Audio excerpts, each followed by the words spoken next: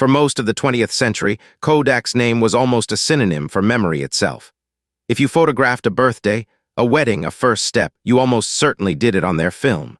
But the machine that would erase all of it was built inside their own building, by one of their own engineers, a camera with no film, a decade before almost anyone else would see it.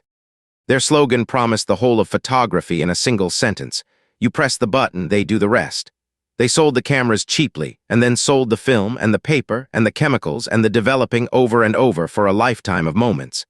It was one of the most profitable arrangements in the history of American business. And the thing built in that windowless lab was crude, and it was slow, and it was the entire future, sitting on a workbench. What the company did next is the reason this is a story worth telling. They did not miss the digital revolution. They did not fail to notice it coming. They invented it, held it in their hands, understood exactly what it meant, and then chose to look away because the future they had just built threatened the fortune they were already making. This is the story of a giant that saw its own ending clearly, wrote it down, and walked toward it anyway. To understand the mistake, you first have to understand the machine that made the money. This company did not really sell cameras. It sold everything that happened after the camera. The camera itself was almost a giveaway, a simple box designed to do one thing: create demand for film. And film was the real product, a roll good for a few dozen pictures, bought again and again, then handed to a store to be developed on the company's paper with the company's chemicals, in one of the company's own laboratories. Every single photograph taken on that film was a small repeating payment flowing back to one company. Multiply that by hundreds of millions of people across decades, and you have a river of money that seemed like it could never run dry. The business had extraordinary profit margins, not on the cameras, but on the endless consumable stream that followed. As long as people kept taking pictures on film, the money kept coming, and people took more pictures every year. It was, in its way, a work of genius. Give away the razor and sell the blades forever. The camera created a customer for life, and every birthday and holiday and vacation that customer ever photographed turned into revenue. But the same design that made the company so rich also quietly decided what it was allowed to become. A business that earns almost everything from selling film cannot easily welcome a world with no film in it. The genius of the model and the blindness of the company were, from the very beginning, the same thing seen from two different angles. This model made the company enormous. At its height, it employed well over 60,000 people. It ran factories and processing labs across the country and around the world. Its yellow boxes sat in every drugstore. Its name was one of the most recognized on Earth. It was, by every visible measure, one of the great success stories of American industry, a company so dominant in its field that it was hard to imagine anything ever replacing it. But that dominance carried a hidden condition, one that would eventually become a trap. The company's entire fortune depended on a single assumption, that a photograph would always be a physical thing, printed on paper, made from film. Everything it owned, everything it knew, every factory and every profit margin was built on that one idea. And an idea, no matter how profitable, is a dangerous thing to build a giant upon because ideas can change overnight. And giants cannot. For decades, though, the assumption held and the company reigned. Its scientists were among the best in the world at the chemistry of images. Its brand was trusted so completely that its name became a shorthand for the perfect moment worth saving. Competitors existed, but none could match its scale, its distribution, or the sheer gravitational pull of being the default choice in nearly every home. Its laboratories were legendary. This was not a company that survived on marketing and habit alone. It was a genuine powerhouse of invention, holding thousands of patents and pushing the science of imaging forward year after year. Working there carried real prestige. Its researchers were the kind of people who did not just refine what existed, they built things the world had never seen. That is the detail that makes what follows so painful. The company was not defeated because it lacked the brains to invent the future. It had exactly the brains required. The problem was never the laboratory. The problem was the boardroom that received what the laboratory built. The company's strength was not an illusion. It was real and it was earned, built on genuine science and decades of relentless refinement. It had the research budget of a small nation and some of the finest minds in imaging working inside its laboratories. If any company on Earth was equipped to see the next revolution in pictures coming, it was this one. In fact, it was better positioned than anyone, because the revolution would not arrive from outside. It would be born inside its own walls. And here is the quiet tragedy at the center of the story. The very research operation that made the company great, that army of brilliant engineers, funded by all that film money, was exactly the thing that would hand the company its death sentence, wrapped as a gift. The strength and the weakness were the same organ. The company was rich enough and smart enough to invent the future. It was just not brave enough to sell it. In 1975, a young engineer inside the company assembled something that had never existed before, a working camera that used no film at all. It captured light electronically and recorded the image as data. The first picture took a fraction of a second to expose, and then some 23 seconds to save. It was slow and it was rough, but it was, unmistakably, a photograph made without a single molecule of film. It was the first digital camera in the world, and it had been built by the company that sold more film than anyone alive. When the engineer showed it to the company's leadership, the reaction was not excitement. It was unease. They looked at a device that needed no film, no paper, no chemicals, no developing, and they saw correctly a machine designed to destroy the exact thing that made them rich. One version of the moment has an executive calling it a cute idea and telling him not to talk about it. The invention was not celebrated. It was quietly filed away, treated as a curiosity rather than a warning. But the company was too intelligent to simply forget it. A few years later, in 1979, someone inside wrote an internal report that laid out the future with startling accuracy. It predicted that digital imaging could begin to replace film, and it even estimated roughly when, around the year 2010. Read that again. The company did not stumble blindly into the digital age. It forecast the digital age in writing with a date attached. More than 30 years in advance, it had the map. It knew where the road led. Think about how rare that is. Most companies that are destroyed by change can at least say they never saw it coming. This one could not. It had done the analysis, reached the correct conclusion, and even set an approximate date on its own obsolescence, and then it locked the report in a filing cabinet and went back to selling film. The warning did not fail because it was wrong. It failed because it was inconvenient.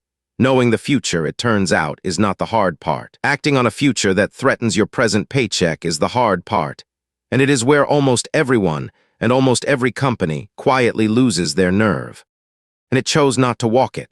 The logic in the short term was almost reasonable. Film was astonishingly profitable. Digital at first was not. The cameras were expensive to develop and the margins were thin or non-existent. Every dollar spent pushing digital was a dollar spent attacking the company's own golden goose. So leadership hesitated and hedged and protected the present. They treated their own invention as a threat to be managed rather than a future to be seized. They had built the lifeboat and then refused to get in because the ship they were standing on was still warm and comfortable and full of gold. The future does not wait for permission. Other companies with nothing to protect took the idea the company had shelved and ran with it. Digital cameras improved, then got cheaper, then got good, then got everywhere. And when the shift finally came, it came not as a slow tide but as a collapse. People simply stopped buying film. The endless river of repeating payments, the very thing that had made the company one of the most profitable on earth, began to dry up almost all at once. The company tried belatedly to compete in digital, but it was fighting on ground it had surrendered years earlier. Even where it managed to sell digital cameras, the profits were thin. Its share of the digital camera market in the United States fell from around 24% in 2005 to just 7% by 2010, and even those sales barely made money. It was losing the old business it had dominated and failing to win the new business it had literally invented. There was nowhere left to stand. The human cost arrived in waves. Beginning in the early 2000s, the company closed something like 13 manufacturing plants and around 130 of its processing labs. It cut roughly 47,000 jobs. A workforce that had once numbered nearly 64,000 shrank toward 17,000. Each closed lab and each lost job was a small piece of an empire built over a century being dismantled in a decade, undone not by a competitor's genius, but by its own refusal to compete with itself. These were not abstract numbers. They were the engineers, the chemists, the line workers, and the technicians who had spent careers making the company great, many of them in the towns that had grown up around its factories, places where nearly everyone knew someone who worked there. When the plants went quiet, entire communities felt the silence. And the cruelest part was that none of it came from a failure of effort or skill on their part. The people at the bottom paid the full price for a decision made at the top decades earlier. The decision to protect the film business by refusing to build the future their own colleagues had already invented. On January 19, 2012, the company filed for bankruptcy protection.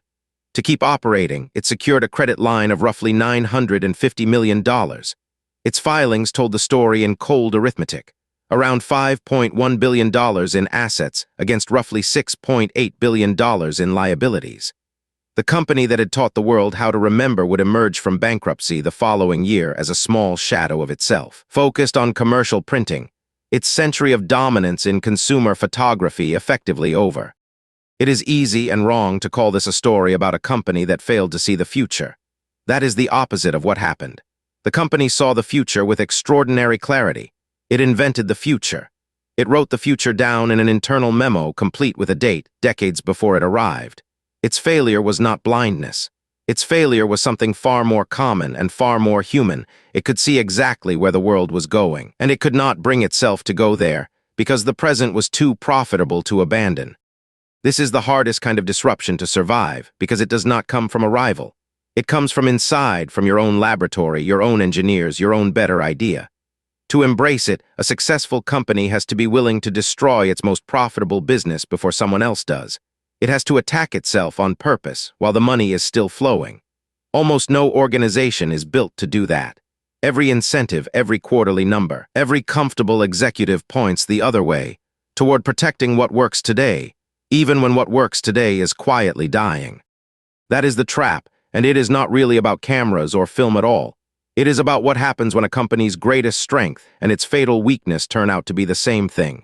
The profit that funds the invention is the same profit the invention threatens. The scale that makes a company dominant is the same scale that makes it impossible to turn. Success does not just fail to protect against this kind of collapse. Success is the very thing that causes it. You can see the same shape in company after company across every industry whenever a comfortable leader is handed the tool of its own replacement. The taxi giant that could have built the ride-hailing app. The retailer that could have owned online shopping. The pattern almost never changes. The incumbent sees the threat, sometimes even builds the answer, and then flinches, because embracing it means burning down a business that is still, for now, making money. It is one of the most reliable stories in all of commerce, and this company wrote perhaps its purest version because it did not merely fail to adapt. It invented the future, described it in a memo, and still could not make itself move. The company had it all. The science, the talent, the brand, the money, and most damning of all, the answer, invented in its own building more than 30 years before the reckoning came. It did not lose because it was slow or foolish or poor. It lost because it was winning and could not imagine stopping. The machine that could have saved it sat in a drawer, built by its own hands, while the company walked calmly toward the ending it had already seen and already described. This video is for educational and informational purposes only. It describes a corporate bankruptcy and a series of lawful business decisions, and makes no allegation of criminal wrongdoing by any individual or company. All figures are drawn from publicly available reporting and financial filings from credentialed sources, and source links are provided above.